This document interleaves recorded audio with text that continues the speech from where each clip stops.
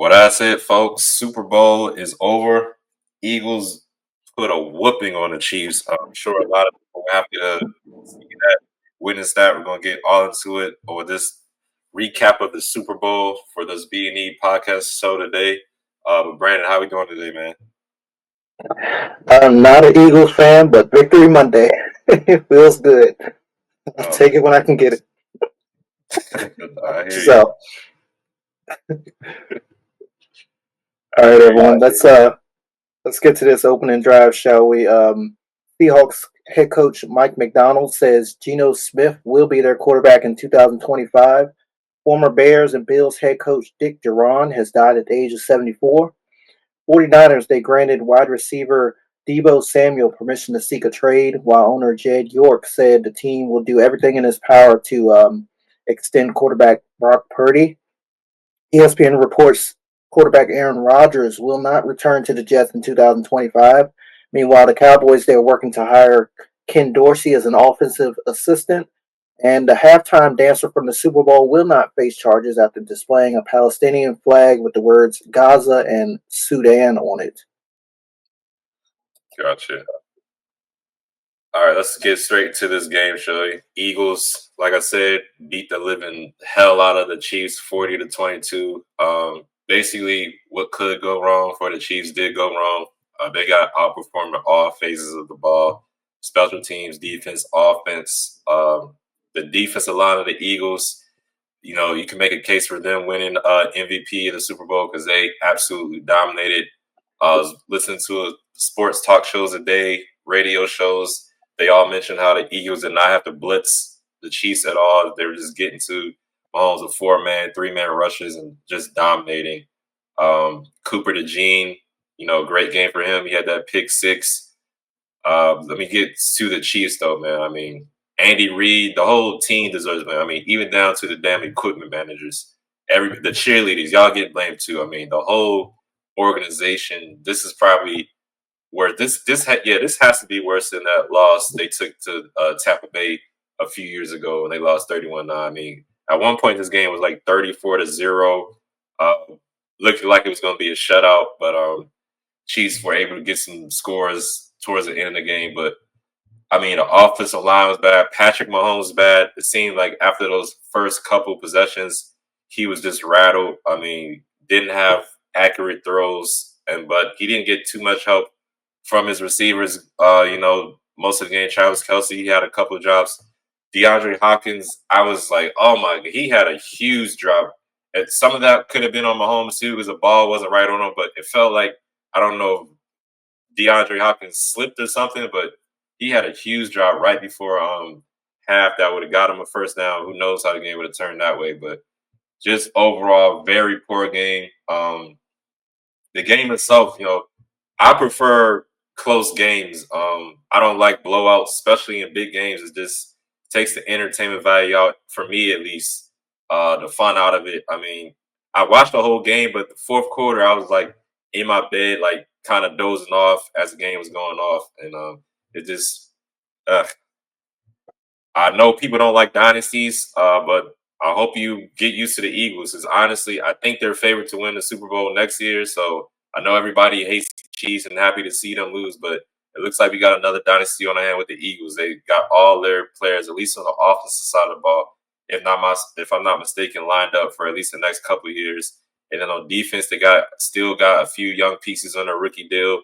Jalen Carter, he's probably going to get a new contract soon, but Quinion Mitchell, Cooper DeJean, those guys, they still got locked up for another couple of years because they're on their rookie contract. So I think the Eagles going to be back at least in the conference championship game next year. So I hope everybody is happy with them whooping the hell out of the Chiefs. Are going to be happy seeing them again next year because I don't see anyone stopping them anytime soon. And then for the Chiefs, they got another rebuild ahead of them because, I mean, guys look old out there.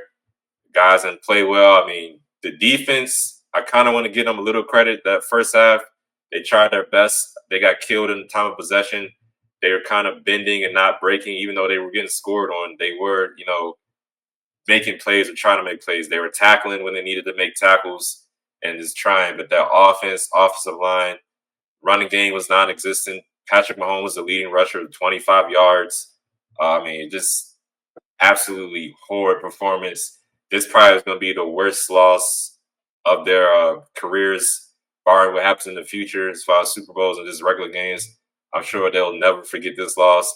Tom Brady has some good points. Talk about how he still hasn't gotten over that loss to the Giants in 2007 when they were on the verge of history, going undefeated and everything like that. But he said that loss still sticks with him. So I'm sure this loss is going to stick with the Chiefs for a very long time.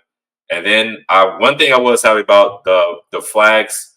The game wasn't decided by the refs. There wasn't like a call that broke the game for one team or the other team. There was a little, what the hell's going on here in the first quarter with the offensive pass interference. You could have let the flag. You could have kept the flag in your pocket.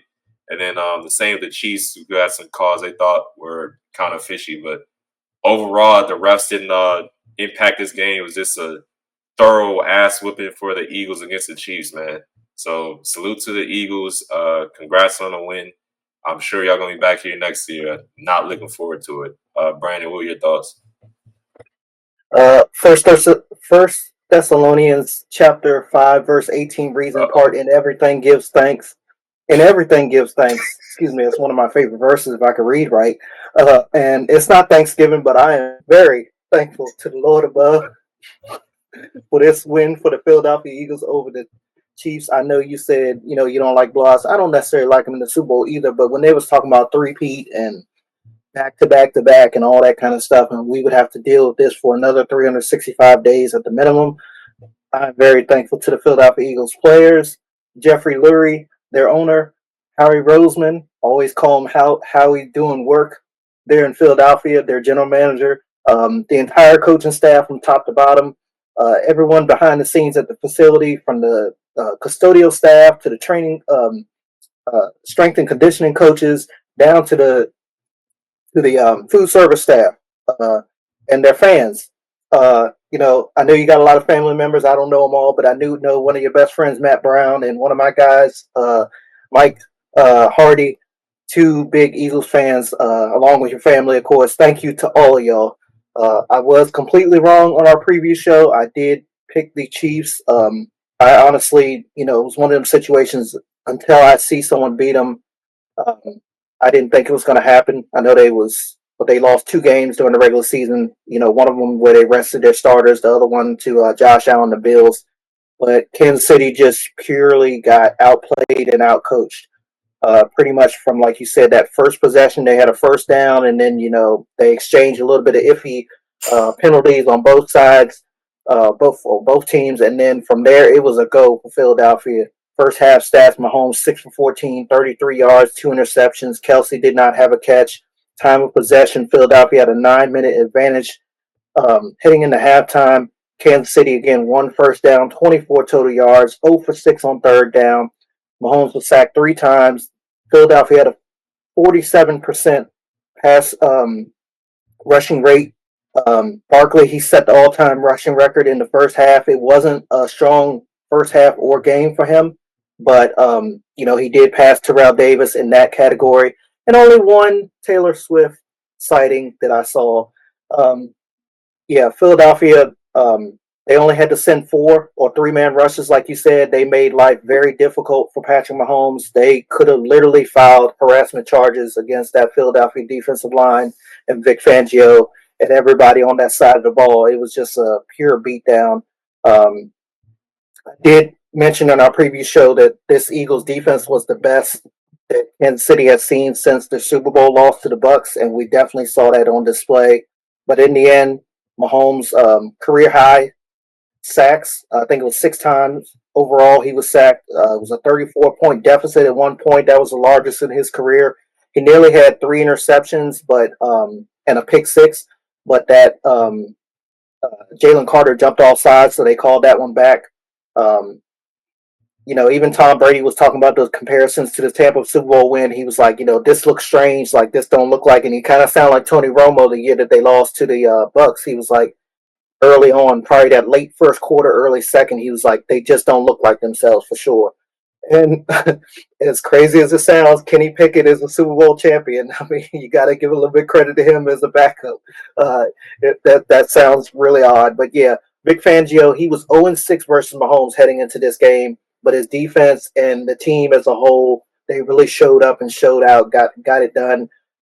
If you take out that Jalen Hurts interception in the second quarter, it was basically a perfect game played by the Eagles. You know, you could say that Kansas City put up 22, but that was at the end. It was all said and done. Late third quarter was by the time they scored. I think it was just inside a minute or two in the third quarter before they finally scored. But yeah, congratulations to the Eagles. Job well done. That was a tough task taking down a guy like Patrick Mahomes, Travis Kelsey, that defense that Kansas City has, all those guys. I don't like them, but I have a lot of respect for them. They are a very good team. So for Philly to do that, I think Philly had the better roster going in, but for them to do that in the Super Bowl and get it done, it says a lot about Philadelphia. Like you said, we'll probably be seeing a lot of them for a while. Yeah, I'm already tired of them. But yeah, like you said, man, they didn't even. I think the only thing that the Chiefs defense did do was shut down Saquon Barkley, 25 Yes. rushes, 57 yards, but everybody else got off. AJ Brown, he was unguardable. Devontae Smith, he was making catches. Dallas Goedert made a couple of catches. Jahan freaking Dotson. Actually, you know what? I should have known. I should have picked the Eagles because it's kind of common for former Washington players to go to other teams. If they get to that championship game, usually they have a good shot at winning. So I should have known that Jahan Dotson and his Eagles would have won this game. Now that I thought about it, as soon as he had that big game, I was like, you know what? I just realized he played for the Commanders. Usually, guys who play for Washington, they go somewhere else, they win games. I'm thinking of like guys like Otto Porter, another sport, but still, he used to play for the Wizards, and he went over to Golden State and won some championships. So I was just like, yeah, man, I don't know, but yeah, man, good game for the Eagles. God. All right, before we get going with our, players of the week and everything like that, this episode is brought to you by Premium, a CBD health and wellness company. Check out their line of CBD infused products, which are a perfect after workout refuel for athletes, a pain reliever for weekend warriors, and even a natural sports drink for us armchair quarterbacks. Their featured product is CBD infused honey, which is a personal favorite of mine, as well as tinctures of mint and natural flavors. They are veteran, women, and minority owned, so come get some of this sweet hempitation and taste the premium difference. Use code B&E for 15% off your order. The website is premium.com. And now let's get back to our show, ladies and gentlemen. All right, so Jalen Hurts was named Super Bowl MVP, but we're going to give out some awards on every aspect of the game. I'm going to start with the offensive side of the ball. I'm going Jalen Hurts as well. 17 for 22, 221 yards, 2 touchdowns. He did have that interception I mentioned, but he also had 11 carries, 72 yards, and a touchdown, which did lead his team in rushing. Jalen Hurts is my offensive player of the Super Bowl. How about yours? I kind of want to give it to Patrick Mahomes for those two interceptions he threw in the first half, but I agree with you. I got to give it to Jalen Hurts as well. This great game, man. Passing and rushing did his thing. So Jalen Hurts, also my offensive player award winner. I think you should have went with Patrick Mahomes, but that's your pick. I'm not going to take your pick and make it for you. All right, defensive player of the week. I got Cooper DeJean. It was his 22nd birthday. Had that huge pick six there. I'm going to say it was the second quarter. Second rookie ever in the Super Bowl to have a pick six. And from what I understand, it was his first career interception in the NFL. What a interception to have against one of the greatest to ever play. A guy that again knows how to win and knows how to win Super Bowls. Patrick Mahomes to have a pick six against him in your first, very good game for the young man there in Philadelphia, the rookie. How about you? Yeah, happy birthday, Cooper DeJean. Lucky bastard. I mean, you could honestly give it out to the whole damn team on the defense side. But I mean, Josh Sweat, he had 2.5 sacks. Newton Williams, he had 2 sacks. Zach Bond, he had an interception as well. Like the possession after they got that pick six. So I think I'm gonna show some love to Josh Sweat. I'll just give it to somebody else. Josh Sweat's my defensive player of the week for the Eagles. 2.5 sacks, 4 total tackles, and a whooping against the Chiefs. So Josh Sweat's my defensive player award winner. All right, special teams. I'm gonna go with a Kansas City Chief on this one. Their punter, Chris. Right. I'm getting his name right. Matarazzi. Matarazzi. Sorry. 6 punts, 311 yards. He was a busy man in the first half, and he had 2 touchbacks. Every time you turn around, they was punting the ball away. I actually thought they was going to go for it a couple times on 4th down, but I guess they didn't want to play with fire. They should have. Matarazzi. Yeah, they should have. I mean, the way they was getting blown out and dominated, it probably wouldn't have hurt, even if it was a turnover on downs. Who's your special teams guy? I'd give it to Jake Elliott. A lot of penalties for the Eagles were like false starts during the kick. So I thought, oh, is he going to miss one of these? No, he made every one of them. 4 field goals, 4 extra points. So Jake Elliott is my special teamer of the week. Yeah, it's funny you mentioned those penalties on special teams because that's my bonehead play move call of the game is the special teams unit for Philadelphia. I counted 3 false starts on field goals, but like you said, they all went in. And an honorable mention that I think it was the what would have been the Eagles' second scoring drive, but I think they turned the ball over. I think that's when Hurts threw the interception on that drive. 3 linemen. Hurts and Gainwell in the backfield. It was a draw play. It kind of looked like the play that Ezekiel Elliott got, his ass planted at AT&T Stadium, and Kellen Moore's last game as Dallas's offensive coordinator. But yeah, it did end up with a 4-yard gain, so that's my honorable mention. But the special teams unit, that was again, besides the Hurts interception and these 3 false starts on special teams, that was probably their only really downfall or miscue for the Philadelphia Eagles. What about you? Mine's is going to go to the Chiefs defenders, Trent McDuffie and Nick Bolton from a bonehead plays of the week. Both of them got unsportsmanlike conducts. I mean, you look at the play, watch it in slow motion, you're like, for Trent McDuffie, he made grazed his helmet with the other guy's helmet. But I'm looking at the play, like the ball already bounced off the guy's hand. Why would you put yourself in that situation where you jump and try to hit the ball? I mean, the play is pretty much over at that point. I'm like, make a play with the ball, maybe I can see. But it's like you kind of wanted to make contact with with the offensive player, but you didn't want to lay him out. You just wanted to put a hat on. I just don't understand why you put yourself in that situation. And same for Nick Bolton, where you hit Saquon Barkley in the back after he didn't catch the ball, and that was a huge one because that would have been a 3rd down, or I think it was like 2nd and long, 3rd and long if that play didn't happen. But that gave them a 1st down, and they were able to score like 2 plays later, and that was just another nail in the coffin for the Chiefs. So, bonehead players of the week go to Trent McDuffie and Nick Bolton. I mean, but honestly, the whole damn team could have got bonehead. This game of the week, how they performed, this is absolutely horrible. The offensive line, they should have went to Patrick Mahomes after the game and apologized. And Mahomes, he should apologize to the team as well. Everybody just played bad. Andy Reid should apologize. Taylor Swift should apologize. I mean, hell, the mayor of Kansas City should apologize. That was just terrible, man. But yeah, those two, Trent McDuffie and Nick Bolton, got my bonehead play of the week. Also, I wanted to mention the halftime show. Kendrick Lamar performed at the Super Bowl. I thought it was cool and everything. My only issue with it was kind of hard to hear what he was saying at certain points. I feel like his mic maybe turned up a little bit because I could hear the beat and everything well, but when I was listening to it, I was like, man, maybe I need to put on closed captions. It was hard to hear what he was rapping. So I don't know if that was an audio issue or what, but that was my only gripe with the halftime show. Other than that, I thought it was pretty cool. So yeah, that's all I got on the halftime show. You got any thoughts on that? Yeah, that same thing with the halftime shows. Good thing that he did.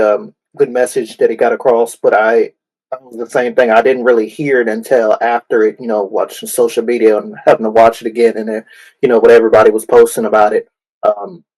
And I was lost how they could hear it, like you said, because I couldn't really hear everything. I was in and out for it, but it even took me a couple times to watch it to fully hear everything that he said.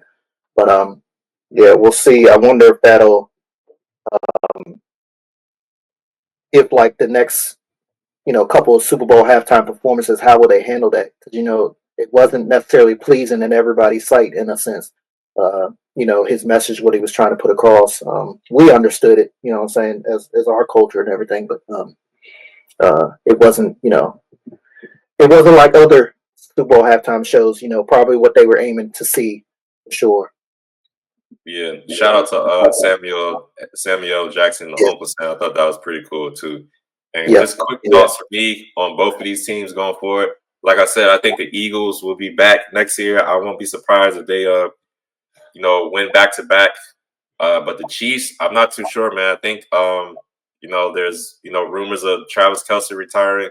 Chris Jones, he looked banged up. And after that touch put, they was like massaging his neck, and then I know he went down with the knee brace issue. But they're gonna get old and long in the tooth. I'm not even sure. I mean, I can see the Broncos and Chargers fighting to win the division next year. Who knows what the Raiders will do? But I just don't know if the Chiefs will be back. I know for Tom Brady, he went to the Super Bowl again in 2012, but he didn't win another Super Bowl. I think it was like a 10-year stretch.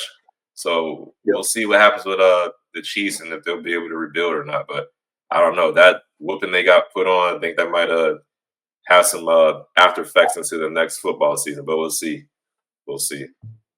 I agree with Philly. I think they'll be right back in it next year. I think you all will actually give them a little push in the NFC East, which we'll talk more about in the coming weeks when we do our recaps and looking forward.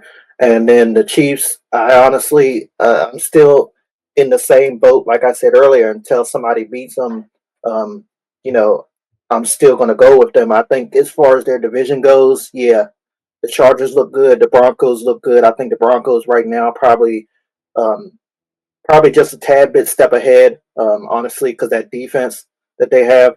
But until somebody beats them, they'll definitely be in the playoffs next year, in my opinion. I think Travis Kelce will be back. He knows that they still have a chance to win. It's just like Andy Reid said during Super Bowl week. I think it was during press day, media day, or whatever. He said he was coming back for next season. So it's no question. We don't have that lingering question like we had the last couple of years. Is he coming back or not?